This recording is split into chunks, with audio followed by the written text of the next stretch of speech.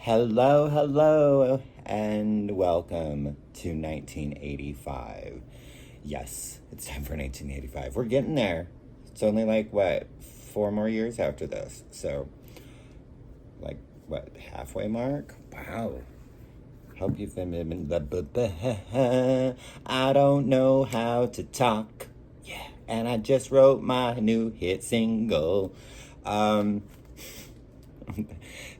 but I've been having fun going through my albums and but hard, definitely. And once we got to like 86 and beyond, it was like cutting like 40 albums down to like 14. You know, it was like 20, 30 prior to that. And then it just kept getting, oh my gosh, so many favorite albums that came out in those years. But 85 is also a great year. So, okay. I love this band so much, and I think his voice is just so beautiful. And Simply Red with Picture Book. Is this their debut? I believe so. But this has Money Too Tight to Mention. Oh my goodness, I got my unemployment. Oh, and I called my father, father, and my brother. I mean, oh, hold it back to years. Saddle Red, Jericho, come to my aid. Oh, this is good. Look at that beautiful Mick on the front there, Mick Hucknall with his beautiful red hair. Yeah, I have quite a few Simply Red. I really do just love them, and it might be a little too jazzy for me. I don't know, maybe not. Yeah, there's just something about Mick's voice. I mean, I still gravitate towards it. So yeah, number 14, Simply Red with Picture Book. Also a debut, and they only had 3 albums. And that is the Dream Academy with their self-titled album, The Dream Academy. This is another, like what? There's synth pop, I think there's some guitar-driven songs in there. Maybe I'm wrong. Of course, everybody knows Life in a Northern Town. Hey, mama. The Edge of Forever. This is so, the Love Parade. So the sound, the vocals, and oh my gosh, yeah. Dream Academy, one that I really, because I think people think of Life in a Northern Town and they think that that's it. And there was so much more to Dream Academy than that song, even though that song is great. But yeah, Dream Academy, number 13, with their self-titled. So good. I encourage you, if you have not listened to their third album, is okay. It's the only one I don't have on vinyl because it was not released in the U.S. And I want to say that was probably early 90s, late 80s when that one came out. They did a cover of the Beatles' Love on that I'm not a fan. But okay, number 12, New Order with Low Life. Love Vigilantes, The Perfect Kiss. Of course, as in true New Order fashion, there's no titles, no writing, no nothing on the album. What else is on this? This is one of those that I got at that place because you can see the tag. So I probably paid like $4 or $5 for this. It needs clean though. I haven't listened to it for a while. Subculture. Sooner Than You Think. Yeah. It's one of those that like I said, I go back and forth of what my favorite is, but really do enjoy me some Low Life. So at number 12, New Order with Low Life.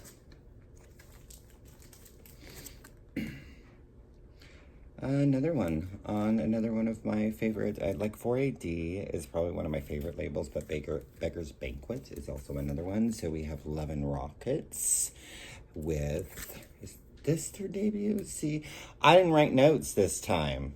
So, I think I could, so Seventh Dream of Teenage Heaven. What is the song I really, really, really like off of this? Haunted When the Minutes Drag. That's really, the title track is really good. If There's a Heaven Above, which is the opening track. The Dog End of a Day Gone By. That's hard to say. The Dog End of a Day Gone By. The Game. Love and Rockets. Yeah, so great. People talk about them a lot, so I won't say a ton, but yeah, Love and Rockets, so great. I have most of theirs. This is their second album. I know that. Pronounce it how you like. Sade. Well, don't say Sade, because I fucking hate that. Sade or Sade. Very. Do not Sade. Sade.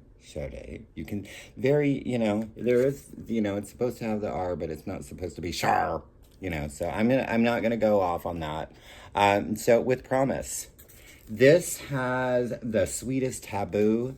Is it a crime? She is one of the most beautiful women in the entire world, and her voice can melt butter. And I have been such a huge fan of Sade since, I heard Smooth Operator. And this, out of the 80s, I think Promise is probably my favorite. Diamond Life is pretty, the debut is pretty great, but this has Jezebel. Oh, Jezebel. Fear, Never As Good As the First Time. Oh, just look at this woman. So radiant and beautiful and spectacular in all the important ways. Number 9. Yeah, that's like their 5th or something like that. Killing Joke with Nighttime. Yeah, this entire record is great. It's the only Killing Joke I own. There is a problem with that. But this has 80s. 8 days. A push. Ugh, 80s. And jazz. One of my friend's friends, I think, had a torrid love affair with him. And also Greg Kihn. May he rest in peace. Love Like Blood, Kings and Queens.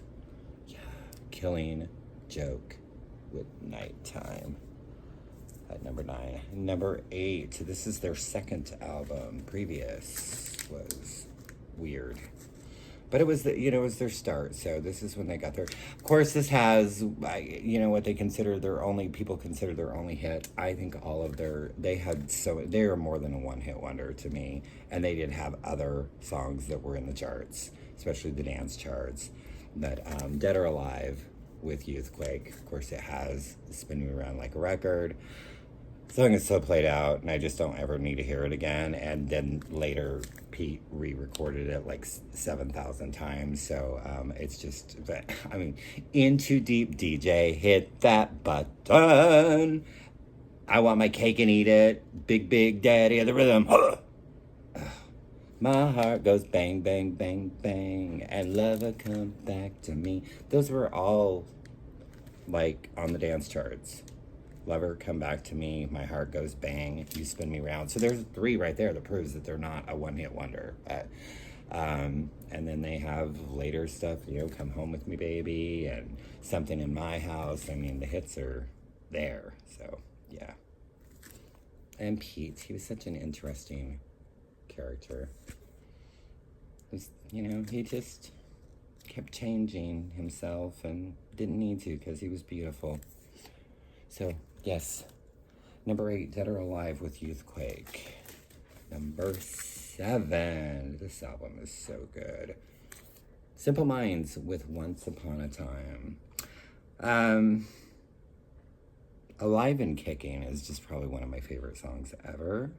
It's so great. And I love that video. And then that woman that is just singing. And it's so great. And Sanctify. Oh, that's so good. Sanctify Yourself. The title track, all the things she said.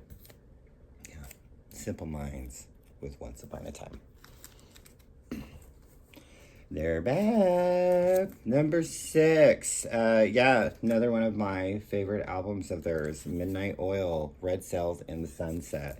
This has When the Generals Talk. It's the opening track. When the Generals Talk. Baker Man, Who Can Stand in the Way. Yeah, so good. So I had mentioned 1098-765-4321 a few videos back. Red Sails in the Sunset, another fantastic Midnight Oil album that you should definitely check out if you haven't heard it. It's so great. They had really cool artwork too. Let's see, number 5. It's another band that people don't talk about enough. Like, I'm like, how can you not? And then there was all this tragic, like, back and forth between the brothers, and then now they have, the two different versions of the band. One has one brother and one has the other, and it's like, can't you just get along? You were great together, but Gene Loves Jezebel with Immigrants, and I just don't feel like people talk about Gene Loves Jezebel enough. They are so great. And this has cow on it. Weep for her. Have you seen the cow? I remember. Woo, woo. Cole Porter. This is Steven, the Immigrant, the rhinoplasty. This is so. I don't know why. Just listen to Immigrant. I mean, if you don't like it, then I'm sorry. Maybe you don't have any taste. But maybe you'll like Cow. My friend Christy and I we would go to, we lived on Beacon Hill. What was that beach in West Seattle? See, I haven't lived there so long. I can't remember what anything's called. But anyways, it was the beach. And we would just drive up and down, just blaring Cow and Weep for Her. Have you seen? Because we were looking for the cow. I don't know if they ever found the cow, but Weep for Her. Have you seen the cow? Now, this is not really one of their albums. This is a compilation of like B-sides and just 12 songs that were on 12-inch singles only. I love this band so much. I'm missing a few of theirs. I want to get as much, but a band that's on 480, which, Cocktail Twins and Dead Can Dance, Throwing Muses, but Wolfgang Press with the legendary, what does it say? The legendary Wolfgang Press and Other Tall Stories. So this opens up with Mama, I'm Coming Home, right? No, I'm sorry. I lied to you. That's the last song. Tremble, My Girl Doesn't. Oh. And then there is their cover of the Otis Redding. Of course, everybody knows Aretha's version, probably more, but they're both great, of Respect. And I love the way they do it. It's not like, it's not soulful. It's not like Aretha or Otis's for that. But it also has, so then, yeah, I'm Coming Home, Mama. I'm coming home. I pack my bag, I'm coming home. I'm coming home, I'm coming home. I love the Wolfgang Press so much. His voice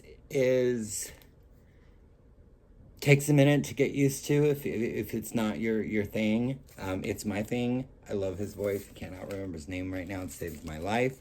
But yeah, Wolfgang Press, legendary, and Other Tall Stories. Oh, I love this band. See, I love them all. You all know that. Why do I keep telling you that I love these bands? You know I do, right? I don't need to tell you anymore. But yes, I was so happy when I found this, because this is kind of hard to find. But the Stranglers with oral sculpture. This has No Mercy. No Mercy. And it is a gold stamp promo, because I love my gold stamp promos. Yeah, Hugh with his awesome vocals. Yeah. Ice Queen, Skin Deep, Let Me Down Easy. I love the Stranglers. They were just the best. I only have this, and then I have this really cool, I think it's a 2 or 3 disc like greatest hits of theirs, which is fantastic. Oh, that was reversed. I almost just showed you my number one, and it's not time for that. Number two, I I say this, maybe this is, I don't know. I go back and forth of what my favorite album of theirs is, but they're back again, Orchestral Maneuvers in the Dark, OMD, with Crush. One of the coolest album covers, I think, like, ever. And then there they are up in the windowsill there. So in Love, Secret, Block, Block, Block, To the Woman 3, 88 Seconds in Greensboro. That is like this rocking track. Like, I think it's the only song like that in their catalog that is just like, it's like really rocking out, you know. It does have La Femme, Accident, but my favorite song, it's definitely top 10. I don't know if it's my favorite OMD song, but I love Crush. Meep, meep, meep. Da-do-da. Rain, rain, go away. I love it so much, and all the little sounds, and this is a great album. And without a doubt, my favorite album. This one I could actually probably say is my favorite album of 1985, just not in my collection, because this is perfect. There is not one song on this album that's not good. This is The Cure with A Hat on the Door. Of course, this is Pearl, who now goes by Pearl Thompson, a photographer, artist. This is, and he's married to Robert's sister. This is a distorted image of Robert's sister. I believe her name is Janet. In Between Days, Kyoto Song, The Blood, 6 Different Ways, which Robert admits that he kind of stole like the beginnings and like how they created that song from Susie from Swimming Horses, which he was, you know, he played on that track, so I guess it's okay. Push, go, go, go, push it away. I sing so good. You love it when I sing to you. I've been doing it a lot more than usual, though, I think, right? I don't know. These albums just make me want to sing to you because they're also freaking brilliant. Close to Me, A Night Like This, You Screw Up Your Eyes, Screw Up Your Face, dun, dun, and the best closing on any of their albums. Oh, so good. I don't know, it's up there in my face. It's so hard. Maybe one day I'll do like my top 20 Cure songs, but I don't know that that is a possibility for me because it changes constantly. But Sinking, oh my gosh, I am sinking. So there you have it. 1985. What a great year it was. What a good time we had exploring 1985 from this collection behind me. And of course, enjoying the fact that The Cure, The Hat on the Door, is my favorite album of 1985, not just in my collection. So, again, comments, let me know. What do you love? What are your favorites of 1985 that you own? And I'll be back in 1986. Thanking you.